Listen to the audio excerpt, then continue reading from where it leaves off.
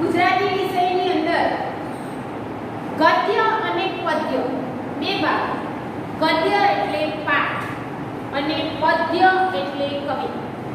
આપણા પાઠ્યપુસ્તકની અંદર કેટલાક પાઠ હોય અને કેટલાક કાવ્ય હોય. કાવ્ય એટલે પદ્ય અને પાઠ એટલે ગદ્ય.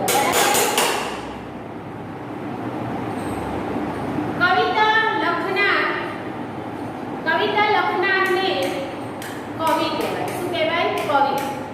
અને પાઠ જે લખે એને લેખક કહેવાય. હવે જે પાઠ લખનાર જો સ્ત્રી હોય તો એને લેખિકા કહેવાય. શું કહેવાય? લેખિકા. અને પાઠ લખનાર જો કોઈ પુરુષ હોય તો એને લેખક કહેવાય. શું કહેવાય? લેખક. એવી જ રીતે કવિતા લખનાર કોઈ સ્ત્રી હોય તો એને કવિયત્રી કહેવાય. શું કહેવાય? કવિયત્રી.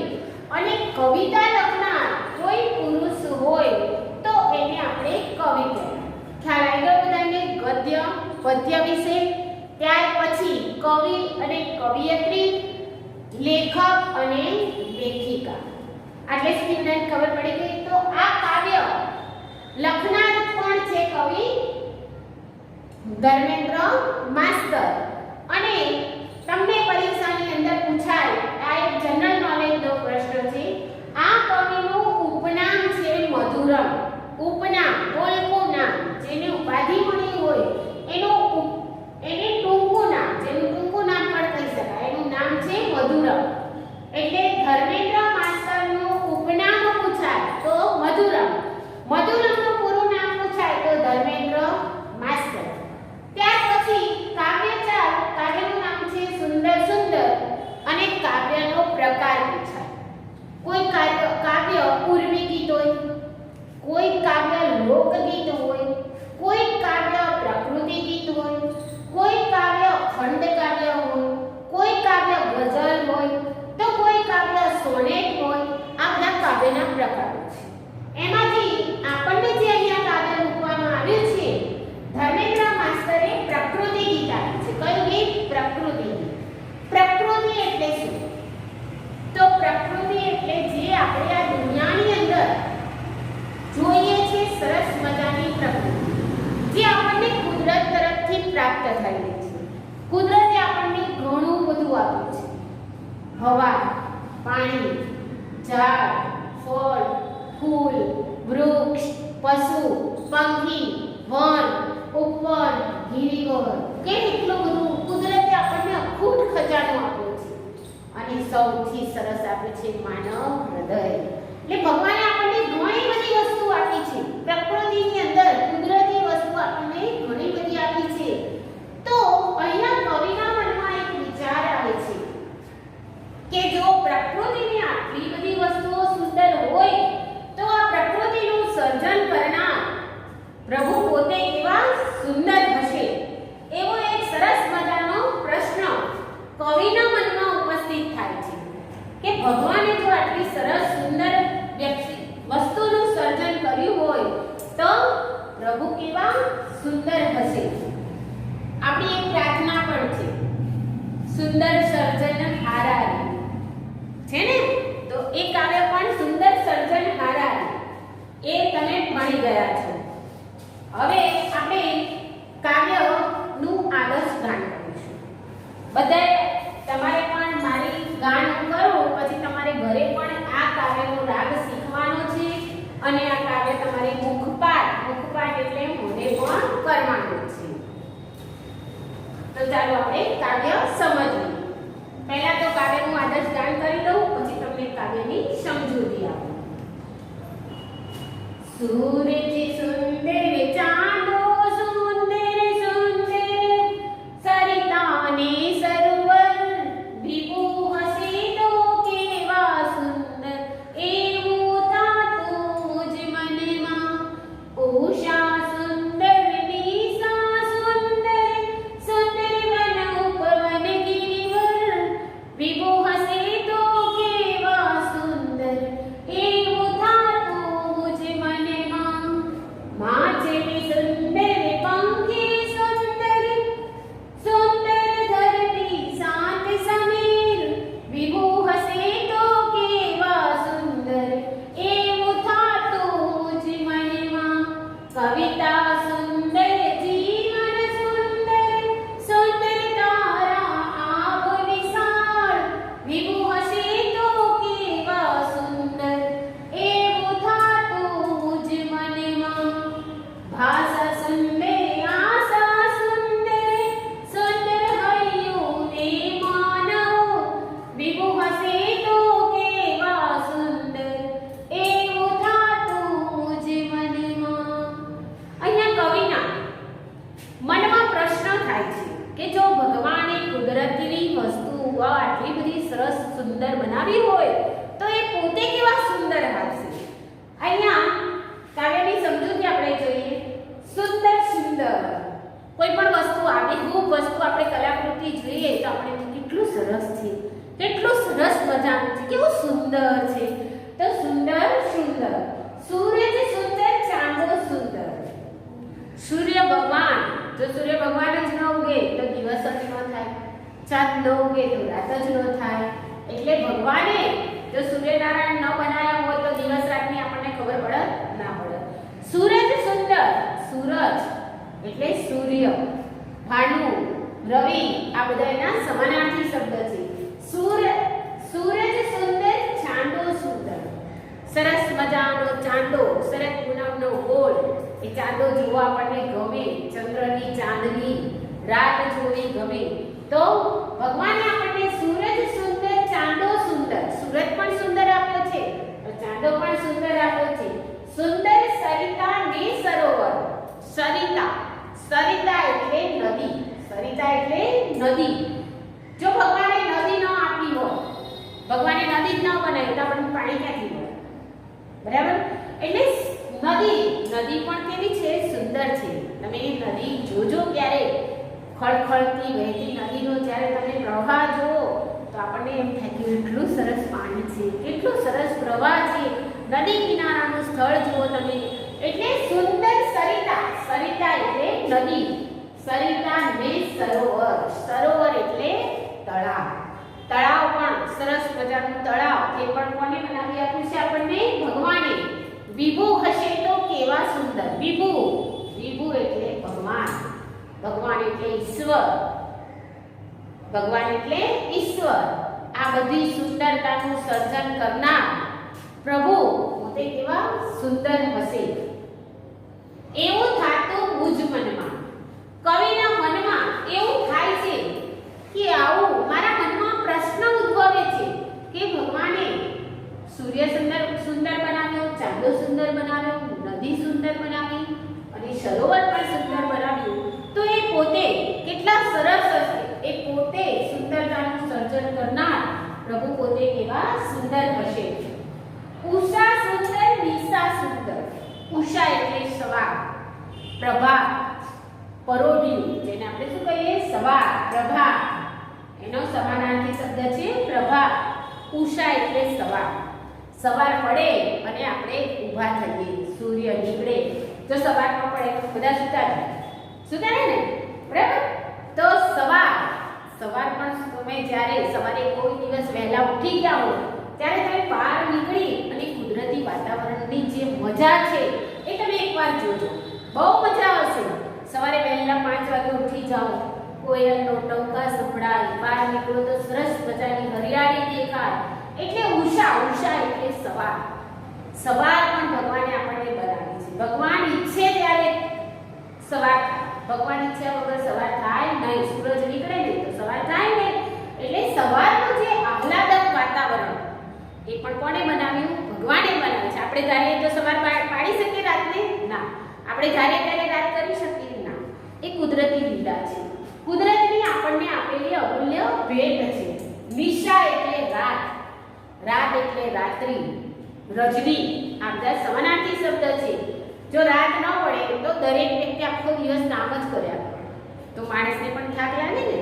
એટલે ભગવાને રાત બનાવી કે રાત પડે એટલે બધા સૂઈ જાય. ઉષા સુંદર, દિશા સુંદર. ઉષા એટલે સવાર પણ સુંદર છે.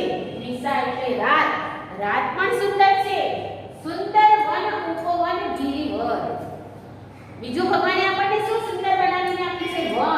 વન એટલે જંગલ, અરણ્ય. વન એટલે જંગલ. સરસ જંગલ તમે જો, જંગલોની અંદર સરસ મજાના ઘટાદાર વૃક્ષો હોય અને જંગલી પ્રાણીઓ રહેવા માટે એમની સરસ મજાની કોઈની ગુફા હોય, કોઈનો વાડો હોય, કોઈની ઓળ હોય, તો એ બધા સ્થળ વનની અંદર જોવા મળે. સુંદર વન એટલે જંગલ. ઉપવન, વન એટલે જંગલ અને ઉપવન એટલે બગીચો. વન એટલે બગીચો. આપણે બગીચાની અંદર ફરવા જઈએ ક્યારે? ચલો મમ્મી બગીચે ફરવા જઈએ. તમે કહો છો ને કે મમ્મી આજ બગીચે જઈએ. કેમ બગીચે જઈએ? બગીચાની અંદર સરસ મજાના ઝાડ હોય, લપસણી હોય, હિંચકા હોય, અવનવા સાધનો હોય રમતના. અને આપણને કેમ બગીચામાં રમવું ગમે? એ સાધનો આપણા ઘર આગળ લાવી મૂકી દઈએ તો રમવું ગમે? ના ગમે. કારણ કે ત્યાં શું હોય? લીલું ઘાસ હોય, સરસ મજાની હરિયાળી હોય. તો ઉપવન એટલે બગીચો અને ગિરિવર એટલે પર્વત, પહાડ. પર્વત અને પહાડ. તો ભગવાને આપણને વન પણ સુંદર આપ્યું છે, ઉપવન એટલે બગીચો અને ગિરિવર એટલે પર્વત. વિભુ હશે તો કેવા સુંદર, એવું થાતું મુજ મનમાં. ભગવાન કવિને એવો પ્રશ્ન થાય છે કે જો આટલી સરસ સુંદરતાનું સર્જન કરનાર જો ભગવાન પોતે હોય તો એ પોતે કેટલા બધા સુંદર હશે? એવો પ્રશ્ન કવિના મનમાં ઉદ્ભવે છે. આપણે આની પહેલા પર્વત તારા કાવ્ય શીખી ગયા ને? તો પર્વત તારા કાવ્યની અંદર પણ ભગવાનની પર્વત તારા પહોળા ખંભા, પર્વતની સરખામણી કોની સાથે કરવામાં આવી હતી? ભગવાનના ખંભા સાથે. પર્વત તારા પહોળા ખંભા. એવી રીતે ગિરિવર એટલે પર્વત પણ સુંદર છે. એવો પ્રશ્ન કવિના મનમાં ઉદ્ભવે છે. માછલી સુંદર, પંખી સુંદર. ભગવાને નદી તો બનાવી, પરંતુ નદીની અંદર શું બનાવી? સુંદર માછલી. માછલી તમે જોવો ક્યારે તમને એક જ રંગની બે માછલી દેખાશે? નહીં. દરેક માછલી જુદી જુદી હશે, દરેકના કલર જુદા જુદા હશે. પરંતુ એક માછલી જુઓ અને બીજી જુઓ તો ત્રીજી જુઓ, અવનવી માછલીઓ બનાવે. માછલી સુંદર, પંખી સુંદર. ભગવાને આપણને માછલી, નદીની અંદર માછલી પણ સુંદર બનાવીને મૂકી છે. તો પંખી, આપણે બધા જુદા જુદા પંખીઓ જોઈએ છે. કોયલ, કાગડો, બુલબુલ, પોપટ, મોર. બરાબર? બધા જ પંખી એક જેવા છે. બધા જ પંખીની અંદર કંઈક ને કંઈક વિશેષતા છે. દાખલા તરીકે કાગડો કાળો છે તો કોયલ પણ કાળી છે. બંનેનો દેખાવ પણ કેવો છે? સરસ છે. તો એ બંનેમાં ભિન્નતા શું છે? તો કાગડો બોલે ગમે, કાગડાનો અવાજ કેવો હોય છે? કર્કશ, સાંભળવો ગમે નહીં એવો. જ્યારે કોયલ બોલે તો આપણને સાંભળવું ગમે છે. તો એ બંનેની વાણીમાં તફાવત છે. શેમાં તફાવત છે? વાણી એટલે બોલવું. કાગડો બોલે તો ખબર પડે કાગડો બોલે, કોયલ બોલે તો ખબર પડે કોયલ બોલે. બંનેના રૂપ અને રંગ સરખા હોવા છતાં બંનેનો અવાજ કેવો છે? જુદો જુદો. એવી રીતે માછલી સુંદર, પંખી સુંદર. ભગવાને સરસ મજાના આપણને જુદા જુદા પક્ષીઓ બનાવ્યા છે. મોર, પોપટ, કોયલ, કાબર, ચકલી, કેટલા બધા પક્ષીઓ બનાવ્યા છે. એટલે માછલી સુંદર, પંખી સુંદર મજાની ધરતી બનાવી છે, જે ધરતી ઉપર આપણે પશુ, પક્ષી અને આપણે માનવ રહી શકીએ છીએ. તો આ ધરતી પણ ભગવાને કેવી બનાવી છે? સુંદર બનાવી છે. સુંદર ધરતી, શાંત સમીર. સમીર એટલે પવન. સમીર એટલે પવન. પવનનો સમાનાર્થી શબ્દ સમીર.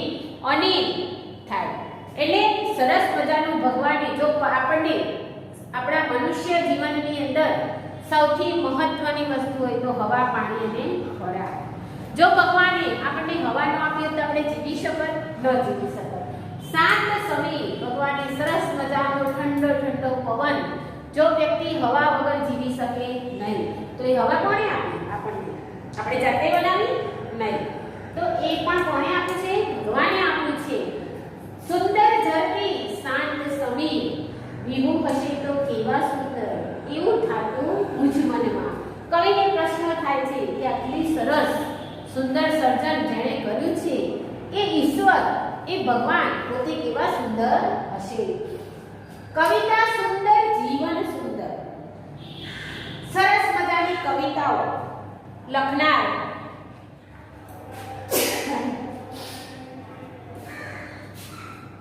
કવિતા સુંદર, જીવન સુંદર. સરસ મજાની કવિતા. કવિતા પણ આપણને ગાવી ગમે, સાંભળવી ગમે અને એના શબ્દો પણ આપણને જીવનમાં ઉતારવા ગમે તો કવિતા પણ સુંદર લાગે છે. તો આપણું જીવન પણ કેવું છે? સુંદર છે. એ તો આપણે બધાએ ચિંતાઓ ઊભી કરીને આપણું જીવન ખરાબ કર્યું છે, બાકી આપણું જીવન બહુ સરસ જીવન છે. એટલે કવિ કહે છે કે કવિતા સુંદર, જીવન સુંદર. સુંદર તારા આવ વિશાળ. સુંદર તારા. તારા તો બધાએ જોયા છે ને? હા, આકાશની અંદર ટમટમતા તારા કેવા સરસ લાગે છે.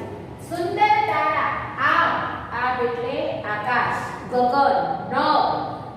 આવ એટલે આકાશ. સરસ આકાશની અંદર સુંદર મજાના તારા કોણ બનાવે? આપણે બનાવવા ગયા નહીં. કોણે બનાવ્યા? ભગવાને બનાવ્યા.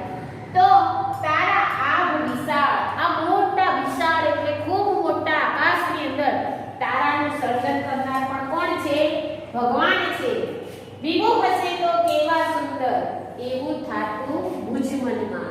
તો કવિને એવો પ્રશ્ન થાય છે કે આવી સરસ સુંદરતાનું સર્જન કરનાર પ્રભુ પોતે કેવા સુંદર હશે.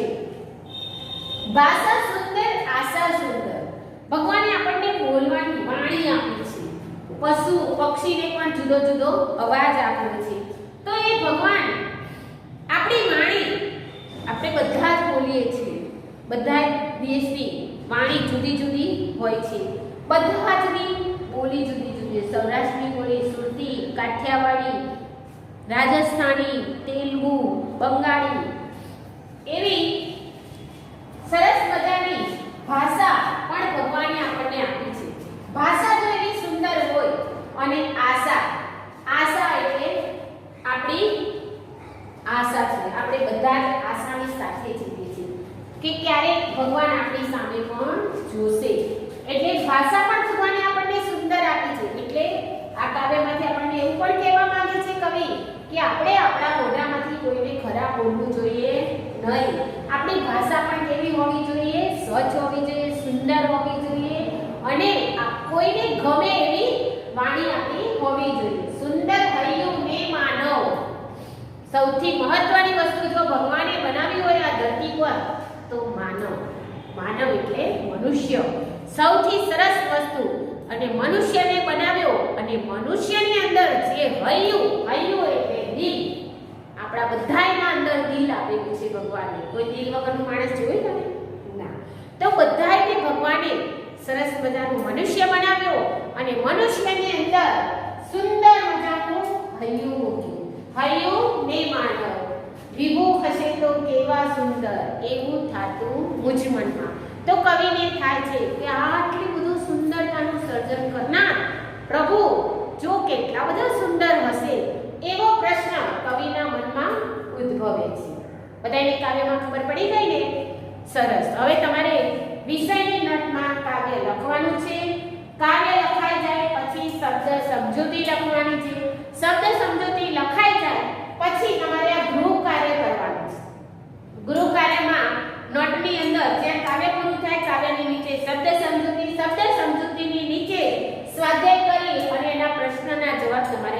લખવાના છે. અહીંયા આ કાવ્ય પૂર્ણ થાય છે. નમસ્તે.